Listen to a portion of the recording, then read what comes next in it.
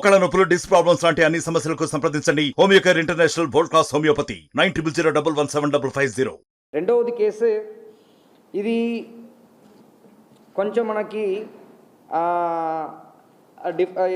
Different case ఏంటంటే 188/24 two టౌన్లో ఒక కేసు. ఇది చీటింగ్ కేసు కిందకే కట్టాము. కానీ అందరూ మోడస్ ఆపరాండిని అర్థం చేసుకోవాలి. ఇప్పుడు అందరూ రెంటల్ కార్ ఇస్తున్నారు, మీకు ఐడియా ఉంటాయని అనుకుంటున్నాను.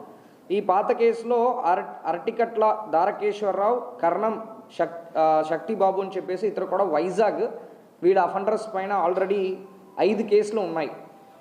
ఈ దొంగతనాల కేసు, పిక్ పాకెట్ కేసు అనేది ఉన్నాయి. ఇది ఫస్ట్ కేసు, నేను చెప్తున్నది first case, back cutting case. రెండవది కేసు టూ టౌన్లో 188/24 నాకు కేసు చీటింగ్ కిందకి మనం కట్టాము. ఈ మోడస్ ఆపరెండి కూడా డిఫరెంట్గా ఉంటాయి. ఇప్పుడు రెంటల్ కార్స్ దొరుకుతున్నాయి. వైజాగ్, విజయవాడలో ఉన్నది, ఇప్పుడు కాకినాడలో కూడా వచ్చేస్తుంది రెంటల్ కార్సు. రెంటల్ కార్ని తీసుకొని దాన్ని తనఖా పెట్టి దాంట్లో ఉన్న అమౌంట్ని తీసుకొని జాలీగా ఎంజాయ్ చేయడం. ఫర్ ఎగ్జాంపుల్ ఆ కార్ వాల్యూ 10 లక్షలని అనుకోండి. వాళ్ళు ఏం చేస్తారు, వెళ్ళి తనఖా పెడతారు. తనఖా పెట్టేసి 2 లక్షలు తీసుకుంటారు. దాన్ని ఖర్చు పెట్టేస్తారు. మళ్ళీ ఆ కార్ని వచ్చి తీసుకోరు. కారు ఓనర్ ఎక్కడ, కారు కనిపించదు. ఇలాగా ఆల్మోస్ట్ 7 కార్ని ఇలాగా రెంటల్కి, అంటే ఫ్రీ, అంటే ఇప్పుడు మామూలుగా నేను ఒక కారు కొనుక్కున్నానని అనుకోండి, దానికి నేను ప్రతిసారి కూడా ఈఎంఐ కట్టాలి. ఈఎంఐ కట్టాలంటే నేను ఒక డ్రైవర్ పెట్టుకుని దాన్ని చేయాలంటే కష్టం. నేనేం చేస్తాను, రెంటల్కి వదిలేస్తాను. ఓకే 2 డేసా, మీరు నాకు 25,000 కట్టేయండి, మీరు కారు మీరే డ్రైవ్ చేసుకోండి. సమ్ ఏదో బాండ్ లాగా రాసుకొని కార్ని ఇచ్చేస్తారు. వాళ్ళ కారు తీసుకున్న వ్యక్తి ఏం చేస్తారు, ఏదో ఒక ఫాల్స్ అడ్రస్ ఇచ్చేస్తూ ఆ కార్ని వెళ్ళి తనఖా పెట్టి, ఎక్కడైనా బయటికి తనఖా పెట్టి, తనఖా ఎవరు తీసుకుంటున్నారో వాళ్ళు కూడా ప్రాపర్ ప్రూఫ్ కానీ, అడ్రస్ కానీ, ప్రాపర్ వెరిఫికేషన్ కానీ చేయకుండా తీసుకున్న వాళ్ళ పైన కూడా కేసు పెట్టాం. ఎవరెవరు ఆ కార్ని అలాగా తీసుకున్నారన్న వాళ్ళపైన కూడా కేసు పెట్టాం యాక్చువల్లీ. సో అలాగా ఇస్తూ దాదాపు 7 కారు, అన్నీ కూడా కాకినాడవే.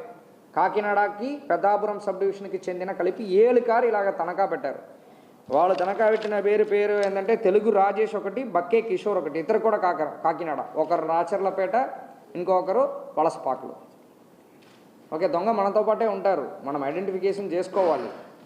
మళ్ళీ డబ్బులు రావాలంటే తిరిగి రాదు. ఓకే, సో ఇది ఒక కొత్త మోడస్ ఆపరెండి.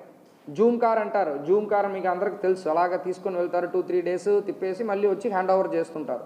దానికి ఏదైనా ఒకటి మీరు ప్రూఫ్, ఒరిజినల్ ప్రూఫ్ ఏదైనా ఇచ్చేసి కార్ని తీసుకున్నారు. ఇది కొంత ఆర్గనైజ్డ్గా లేకుండా ఉంటాయి.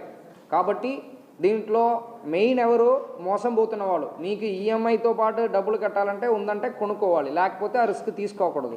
అది మీరు ఈఎంఐ కట్టడం వరకు నేను రెంట్కి వదిలేస్తాను, తర్వాత ఈఎంఐ కట్టిన తర్వాత అది మీరు ఓన్ అప్ చేసుకుంటారు, అప్పటి వరకు రెంటల్కి వదిలేస్తుంటారు. ఇలాంటి కార్లన్నీ తెలుసుకున్న తర్వాత ఇలాంటి నేను తీసుకుని నేను వెళ్ళి తనఖా పెట్టేస్తాను, వచ్చిన అమౌంట్కి తనఖా తీసుకుని వస్తాను, మళ్ళీ వాళ్ళకి నా కాంటాక్ట్ లేకుండా ఇలాగా దొరికిన కారాన్ని తనఖా పెట్టుకునే వెళ్ళిపోతుంటాను.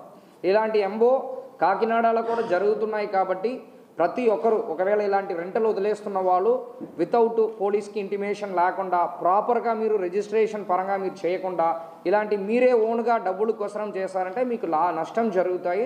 ఇలాంటి వాళ్ళు ఇలాంటి మోడస్ ఆపరెండి చేస్తున్నారు. కాబట్టి అందరూ కూడా అలర్ట్గా ఉండాలని చెప్పేసి కోరుకుంటున్నాం. మరిన్ని వీడియోస్ కోసం ఛానల్ ని సబ్స్క్రైబ్ చేయండి, లేటెస్ట్ అప్డేట్స్ కోసం వాట్సాప్ ఛానల్ ని ఫాలో చేయండి, అండ్ లింక్ డిస్క్రిప్షన్ లో ఉంది.